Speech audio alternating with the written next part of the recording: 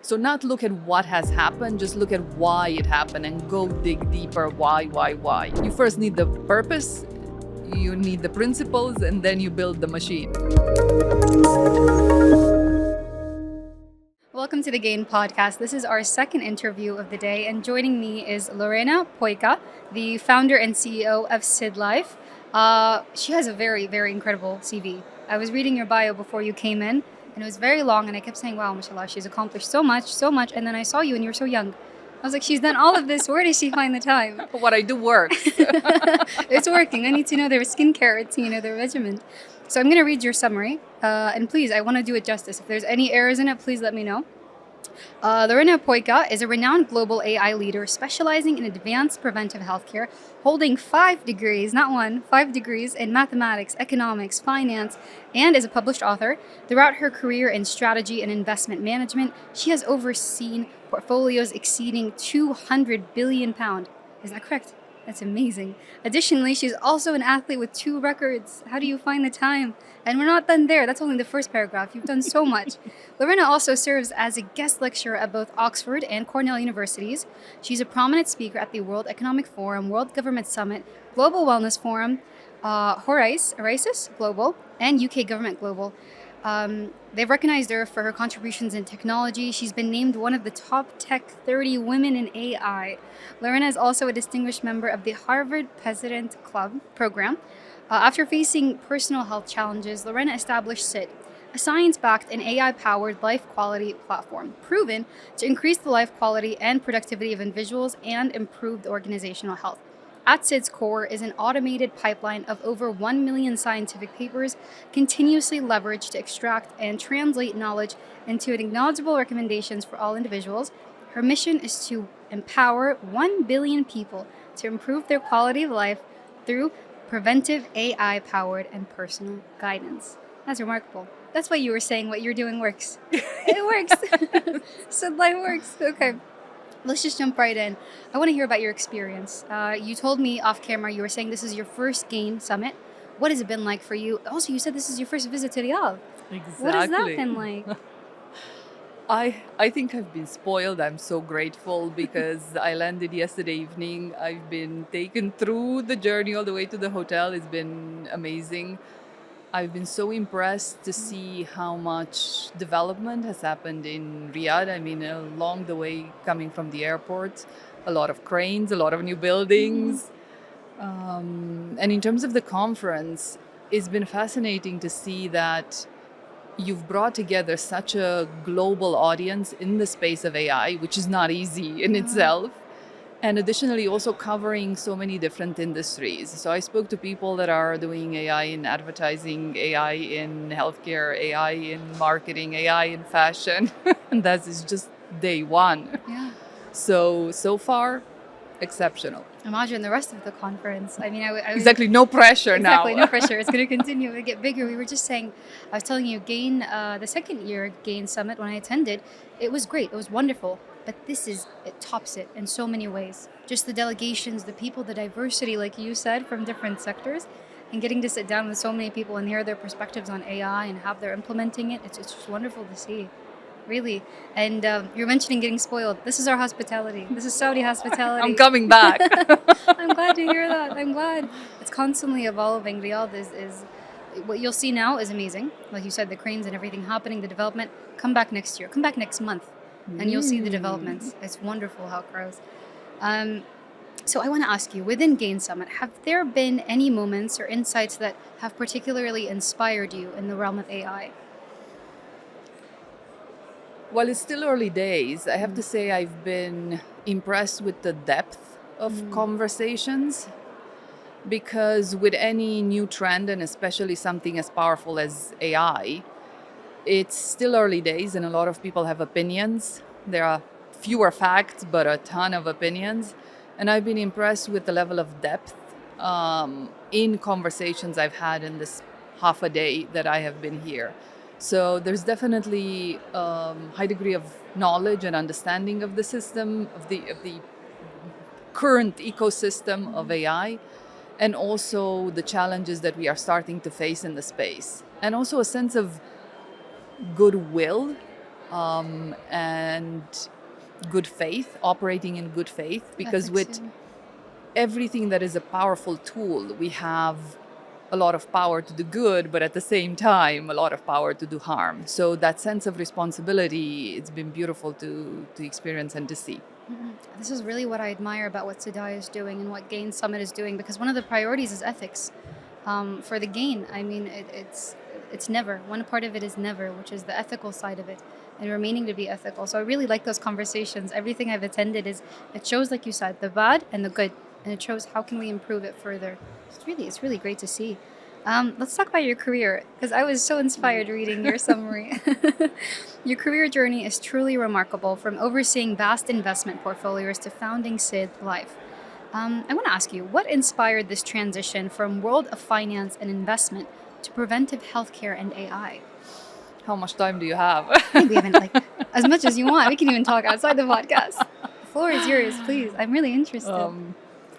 I'll start at the beginning. It actually, so my mother was an entrepreneur. My father was a physicist, and I haven't seen my mom at home a lot when I was little. So I had already at 10, 12 years old, I said I will never ever be an entrepreneur. Wow. So I started gigging out. I mean, I also was born with a mild form of Asperger's. I salute all the Aspies out there. I like that. And so I geeked out with a lot of study. I geeked out with math. So the degrees in math, finance, economics, all jolly good. Went to finance, as one does. I mean, if you go with numbers, what are you going to do? Finance. And it was smooth. I really enjoyed it. I was called a passionaholic. So it's a really cool name. I like that. I've never heard that. I'm going to start using that. I'm going to go with that. And my body started to disagree with my daily routine. I developed a series of health conditions and I ignored them for as long as I could. Yeah. Though when doctors said I have about 3 years to live, it started getting serious. Oh my goodness. And initially, of course, I went to London, New York, Munich. I went to all of the different experts that I could find, but the answer was the same. That's when I thought for the first time, what can I do? I always thought that us finance people, we're amazing with numbers. We can develop insights. We can see how things work. But doctors, I thought they always have the answers. And it's a black and white solution. Either there is a solution or there isn't. And most of the time there is. And the more I dug into the world of healthcare, I realized that it's actually... not only the problems are much bigger than anyone talks about, but also the science is not black and white, it's probabilistic. So looking at all of the research and trying to predict rather than just wait until something goes bad and trying to fix it was a big insight on that journey. Yeah. And most of the work that I've done in finance was prediction. So that's when kind of the dots connected, and I remember the day, the place, as I got out of the doctor's appointment. When you have these salient moments, you remember everything: what you wore, where you were, what you were thinking. Every detail. And I was thinking, surely there must be a better way. And so the journey started actually there. That's beautiful. I mean, your story really resonates with me. I don't know if I can share on a personal level, but preventive medicine for me was it really woke me up. So I work in journalism, and there was a point where I was losing weight like crazy. I couldn't figure out why. I was having chest pains. I went to the doctor, and they said I'm at risk for a heart attack. At my age, I was at risk for a heart attack. And immediately it woke me up. It woke me up to the way I eat, to the way I work out. Everything changed. Meditation, yoga, everything changed in my life. It was a wake-up call. So I can see why you like passionaholic. Yeah, I like that. I was like, I like that better than workaholic. I'm going to start using that. But I mean, I imagine coming from a world of finance and investment, it's a high-intensity environment. Oh, I used to do all-nighters. It was like a badge of honor. How many did you do? How many times have you seen the sunrise from your office? Exactly. That was it's the same. It's the same. That's amazing. So can I ask you, what led into SYD.LIFE? You talked about the background story, but how did you implement it? And what is SYD.LIFE for people that don't know? Cool. The background story. So at that moment when I was told that kind of the previous game is over, I need to figure out a new game. My father very grateful to him, has always taught me to look at things from a first principles perspective. So not look at what has happened, just look at why it happened and go dig deeper. Why?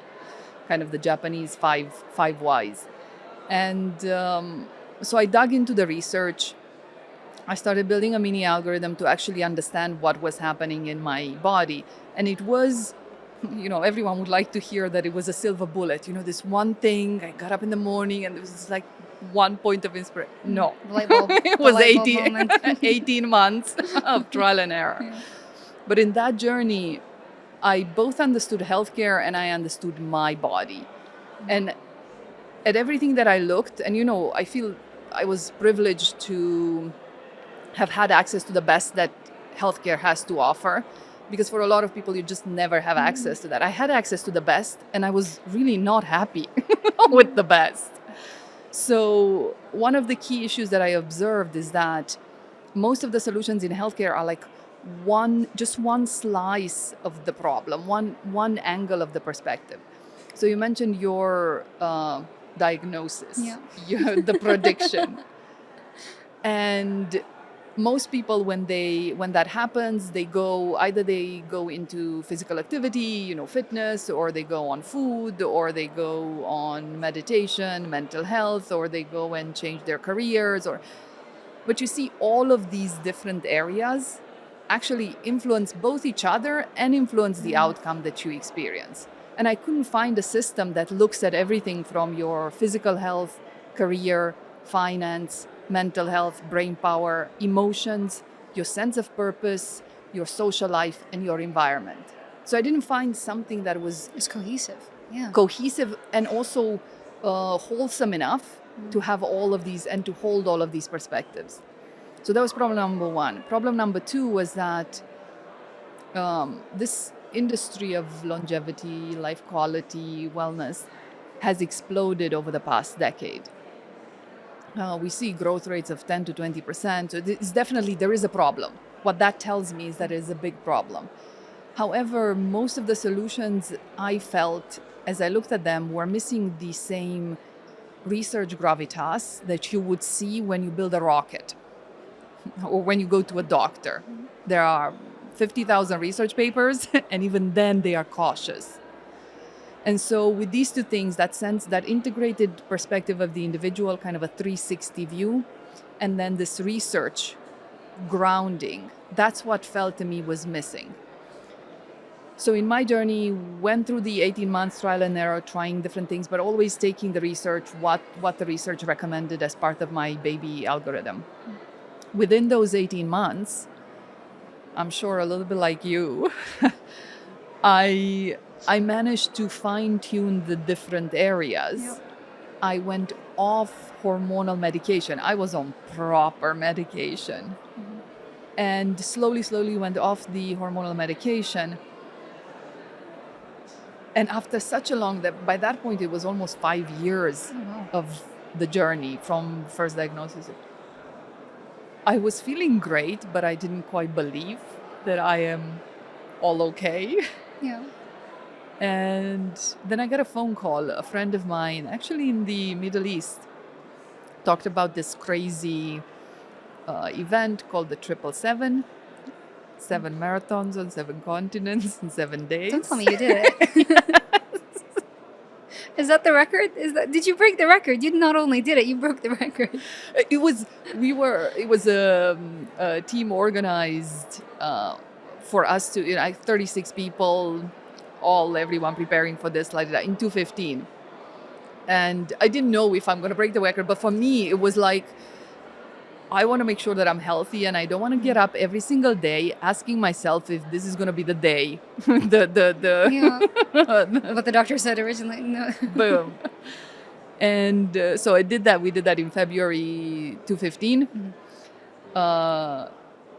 The previous Guinness World Record was 26 days. Yes. So, it was easy to break. Oh, it's so easy. One of the most difficult races in the world. It's so easy. You're saying it like it's a casual day of the week. Like, let me just do the most difficult race in the world. But you know what? If you have the right motivation, I sincerely believe that anyone can do almost anything. I believe that You as just well. need the right motivation. I believe that as and well. I had it. Yeah. So that was the, if you like, the key inflection point, because after that race, I felt that both I have a sense of responsibility because I genuinely wouldn't want anyone else going through that. And most people that face a challenge, they just accept the feedback they receive, they accept the verdict, and then whatever will be, will be. They think they don't have another option most of the time. Yeah. And I don't think that many people will spend 2 years in hardcore research and building algorithms to figure out how to sort it. And I love, creating tools that empower other people. So the question was, what is it? And I started playing and looking a little bit at the industry. And by July 2015, I decided to leave my role in finance. And it's so interesting. It's like you deciding overnight to leave journalism. I don't know if I can do that easily over it, but yeah, you're You right. need It the is a right huge motivation. decision. It's very drastic, and like thinking about it, yes, it's time. It's now. Wow. So you decided to And leave. I decided to go, and I noticed that the aftermath, a lot of the friends that I had in finance were so, we met for coffee, and I said, look, I'm looking at healthcare. I'm just gonna invest a bit of my own money and see if this works. And they say, you're completely nuts. You're at the top of your game. You are making more money than common sense. You have all of the awards. You have all of the labels. What are you doing? I'm like, that's okay. If it doesn't work out, I can go work at McDonald's. Easily, you can find a job anywhere. I mean, yeah. That's But always. the most important thing is health. I mean, once your health is gone, you can't. It's very difficult to. Yeah, health is the most important thing. And a lot of people say that, but when you actually go through that, that's when you have that salient moment and you understand it in every single cell of your body, and that is the criteria for making decisions. Yeah. So that was the journey, 2015, to build something that is genuinely a tool for this generation. Healthcare, if we look at the first health journals of over 200 years ago, and today, it's basically the same principles. However, with the dawn of the internet, if you think back to the 1980s, when the internet first came, most people pushed back and they never thought that it's going to take off. 100%. Yeah.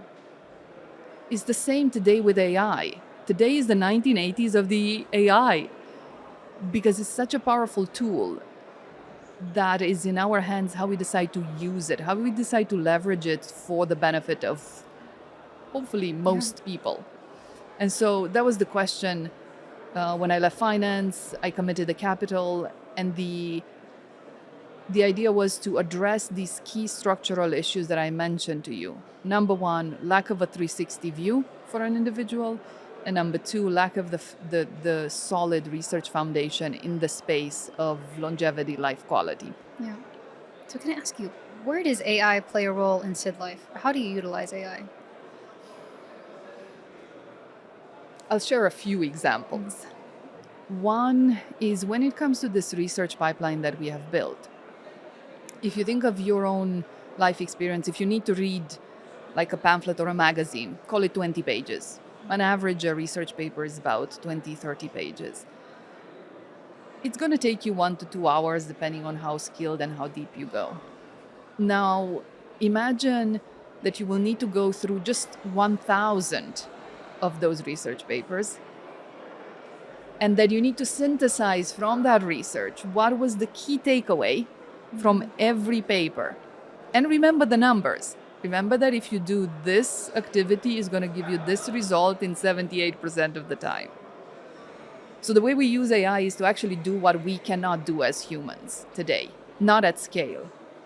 So the machine does these tasks of, number one, reading the paper, extracting the key metrics that we have programmed to be relevant, reliable for a quality paper, for the outcomes of the paper, and then what is the highest, the most efficient benefit of that specific research paper.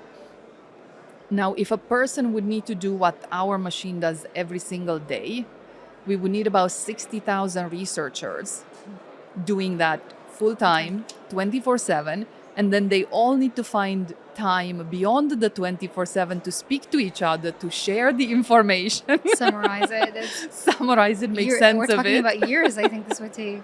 And then for every new person that comes to SYD, to tell that person What they missed exactly the last year. Exactly. What was in the million research papers and what they are supposed to do with it. So the first way we use is really to be able to do this process of reading, ingesting, and extracting the right type of information 24/7, non-stop, reliable, high accuracy. And it's more precise, I imagine. Oh, Like the precision of it. Because I mean, error rate. humans. Oh, really? I mean, humans, we make mistakes. I mean, there's so much error in humans. I mean, there's so much good as No, well. really? I'm speaking to the choir. You know, you've done the research. But no, there really is. I want to ask you. I mean, as a journalist, I work in politics, so my mind always goes to human impact. I want to know what the exact human impact is. Are there any results that you've seen from SYD.LIFE or real human impact that you've seen from it? You're like, too Love many to it. count. Love it. We've done a randomized control trial, which is a type of study that is the highest quality type of study to be done in the NHS, in the National Health Service in the UK, which is the oldest healthcare system on the planet.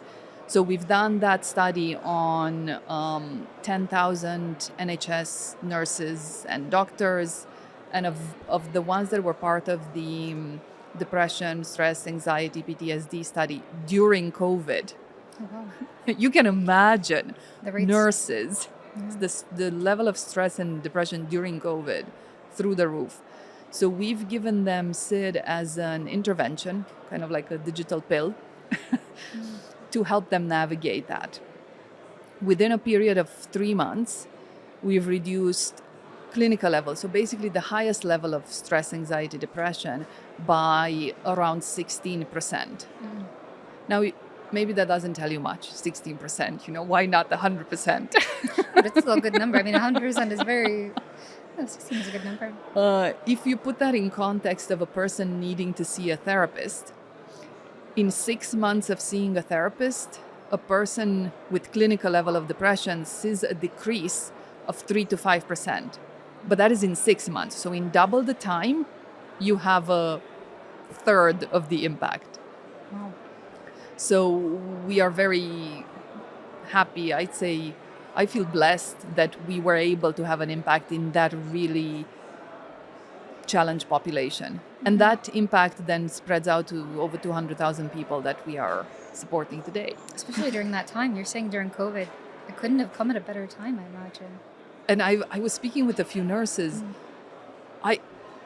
I've done the 7 marathons. I do not know how they've done You it. didn't tell me the record. I forgot to ask. What was the record? So we went from 26.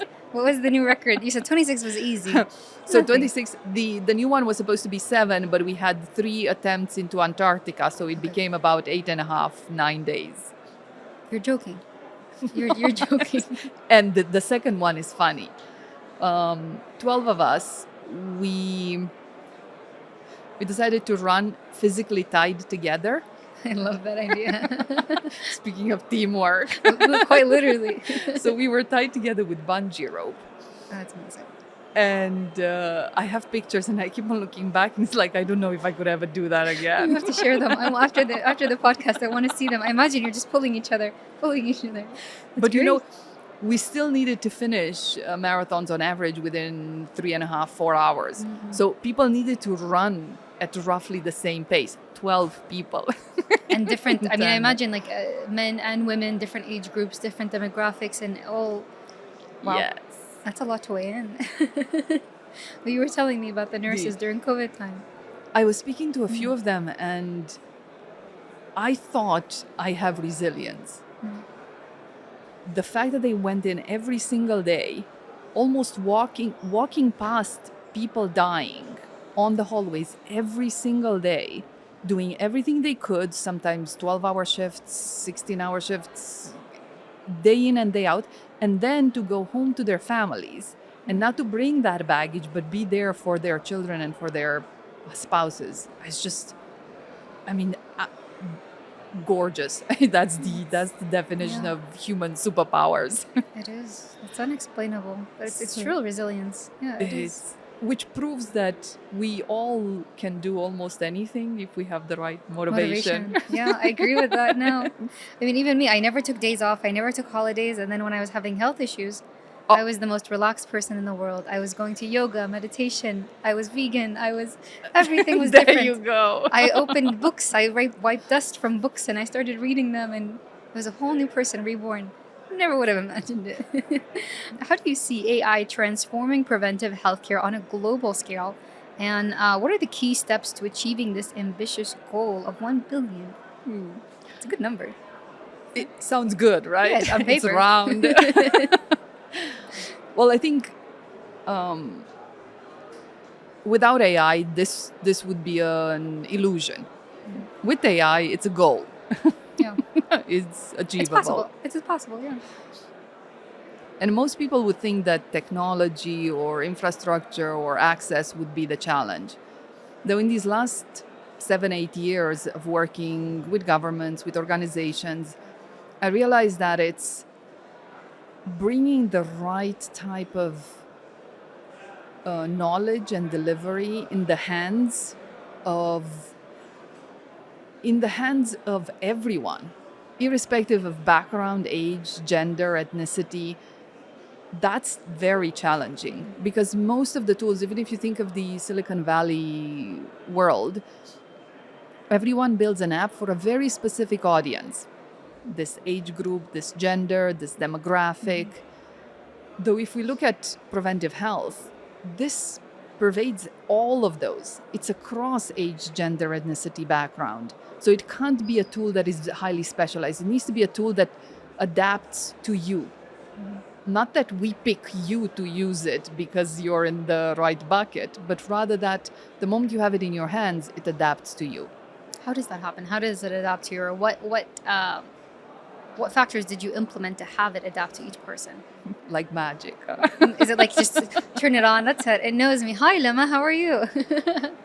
So to give you a few examples, we take all of the device data, which means that if you have any sort of wearables, any data from those as to what you've done, ate, slept, moved, all of that. Additionally, even simple things like location. For example, location is incredibly revealing because it can tell us about the weather. So if I'm going to recommend to you to go for a 5-minute walk, and I know that you are in Riyadh, and at Gain, of course I'm not going to do that. Yeah. You choose the exact timing as well. Maybe when the sun sets, or maybe a nice winter time. So really, you see these small data points, building an AI that actually can understand what that data point means.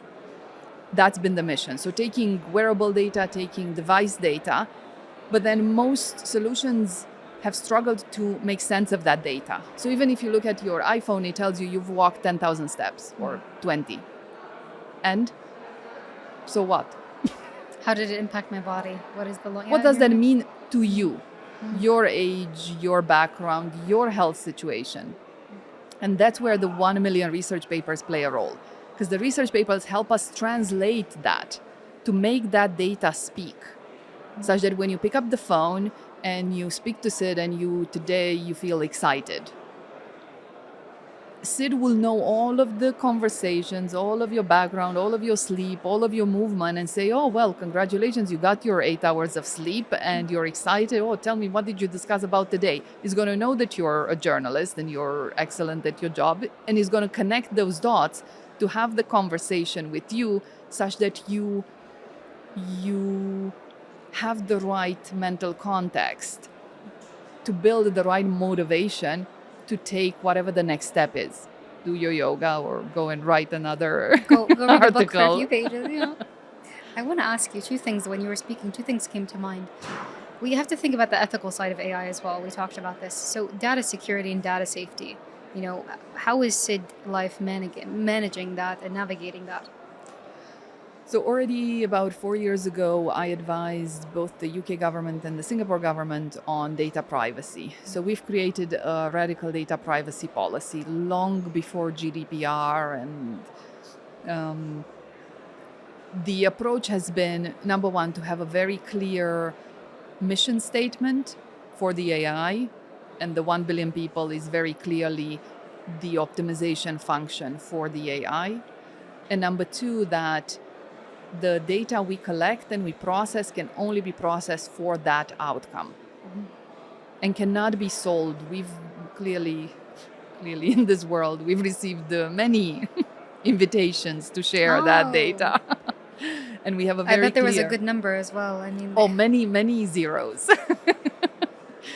But the clear, very clear statement that we are not selling the individual data has made it simple. It's not simple, but clear. Has made black it and white. clear. We won't do this. This is the line Exactly. we will never. This is the line It that we reassures won't cross. people. It's so important. I mean, the ethical side of AI and data, it's so important, and it's not spoken enough. It's not spoken about enough, and I think users don't really, when they're using an application, when they're using anything relating to their daily lives, they don't realize the risk of the data. They don't realize their data is being given to someone else. They don't know Exactly. it, and it's these conversations that really shed to people. This is important. We need to be looking into this. But it's great. You guys aren't sharing the data. And we have decided across the company to call our members, not users. I like that. It's like a gym. Yes, well, it's like a club. It's like a community. That's Because to me, users, first of all, is not correct, because most of the time the usage happens the other way around. The user is being used. And also, we're building a community of the people that want to improve life quality. There's a sense of belonging, I think, with the word member. You feel like you And it's belong to honoring something. them. It's honoring them as a human being, not as a user. Yeah. I want to ask you, the second thing I wanted to ask when you were discussing is accuracy. I mean, if you're drawing information from these research papers, and you're saying thousands of research papers, how do you ensure that accurate information is being provided through SYD.LIFE? Well, first of all, the input is just the research. And the research is already peer-reviewed, is validated research that shows that this activity has this impact for this audience. So that's one way of ensuring that that's quality.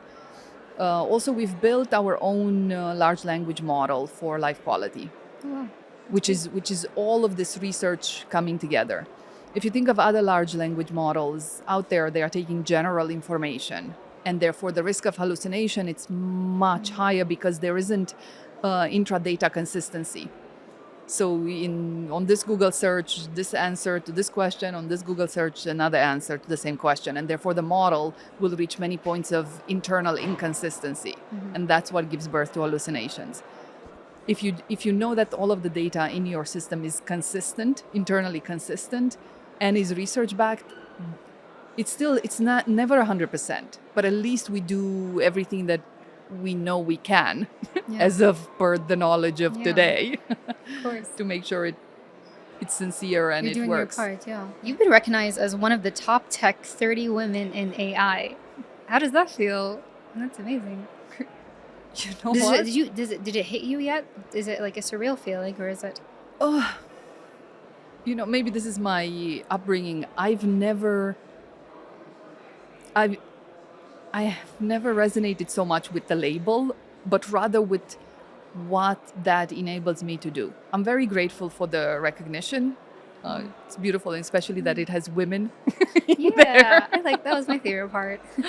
Though I think it's a recognition of the beautiful minds that are coming up from the female STEM world, and I'm very excited about that. So from your perspective, I mean, you touched upon a topic of women, which I really liked. From your perspective, what are the biggest opportunities for women in AI, and what can be done to encourage more diversity and more inclusion in the field? Obviously, you're driving that inclusion. Magic wand. Exactly, like inclusion. I think two sides. On the side of the female STEM community, of the women in STEM community, is, the saying that women typically feel they need to be 200% right before they speak up. Yes. And I think just being 150% is already a massive leap forward. So that's on the female side. I also think that the younger the more we can encourage the younger girls in their teens to start to look at STEM.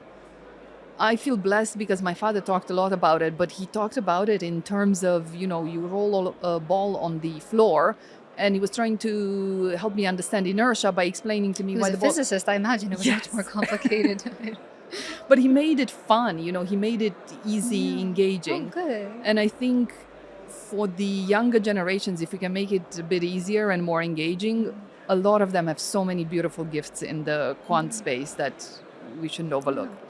And for organizations, there are a lot of steps that have been taken to anonymize the applications such that we remove that bias. But also it's not as easy as saying we need to have a certain percentage of women or a certain percentage of gender, ethnicity. I think it's really building the right combination of teams.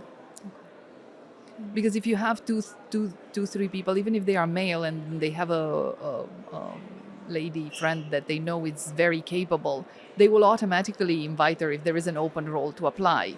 While if a company goes open to recruiters, finding the right personalities to build a cohesive team is not, especially in my world, in the geek world. In the geek world, I like that. It's not straightforward. So building the right communities, I think. Communities, they're also supportive of each other. Exactly. And it's the whole point of the community is that values are shared. You have the same values.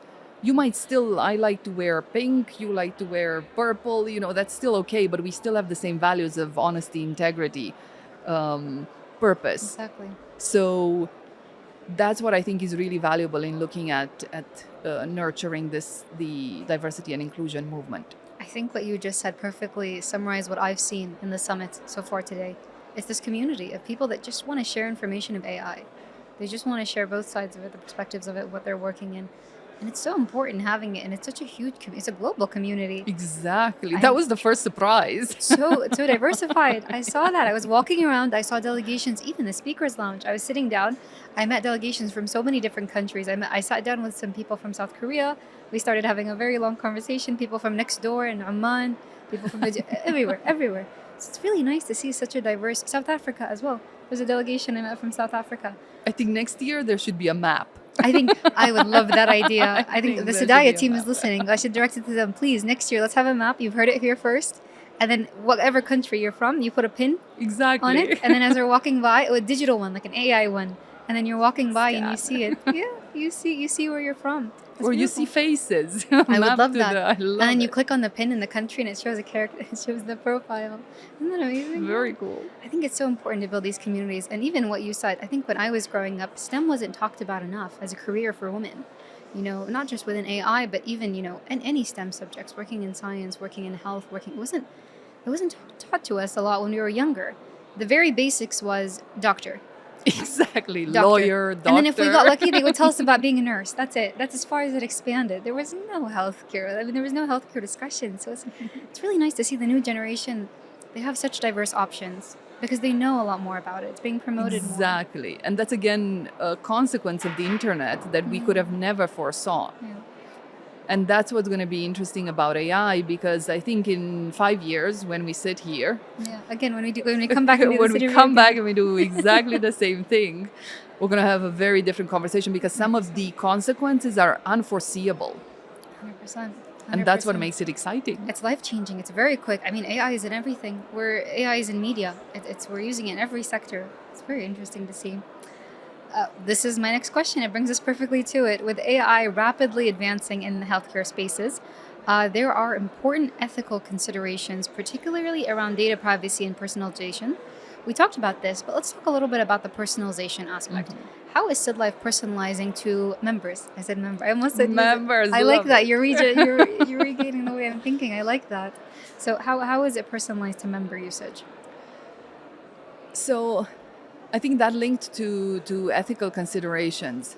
I'm going to go back again to the internet. If you think of the 80s, people couldn't imagine that they have an identity online and that they have a digital idea. I think it was feared. People feared it. It was this like that was new- never going to happen, because I have my passport and I have my ID and that's incredibly. And I think now in the AI world, the whole superpower of AI is processing large sets of information and personalizing it to you. Now, clearly, what information goes into that brain that processes it matters.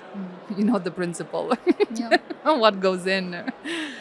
And so we've seen in different, for example, we've just launched in Japan.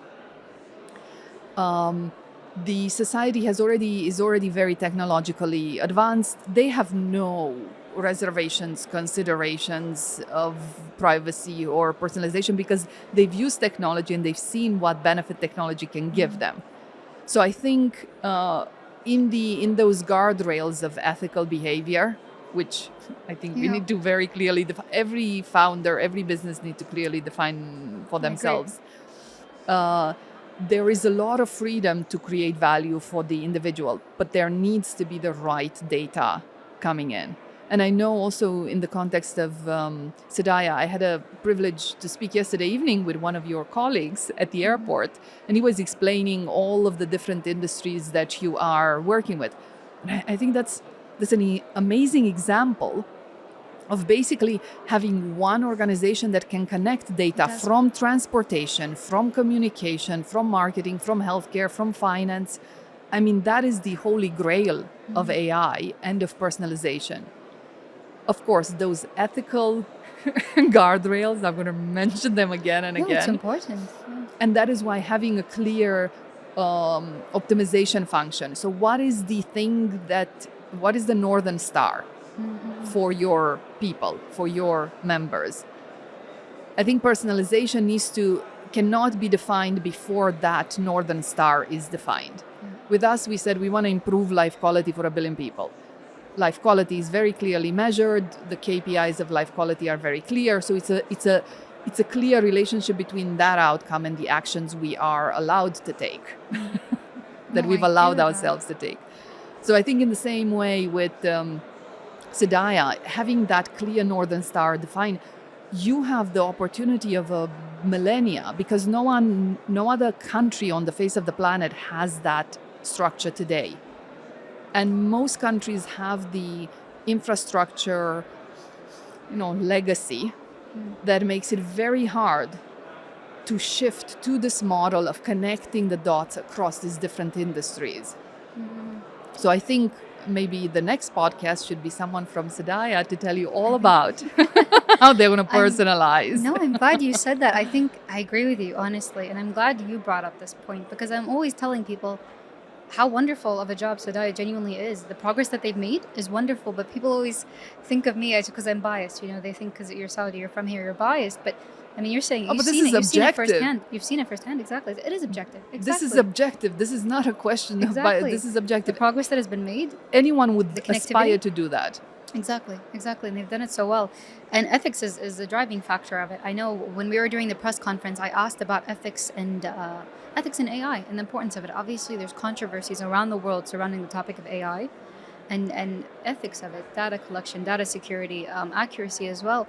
And I remember Dr. Yasser Al-Nizan, I think I'm saying it right, he's the CEO of the National Center for AI. He made it a point to drive this message. He said, we think ethics first and then AI.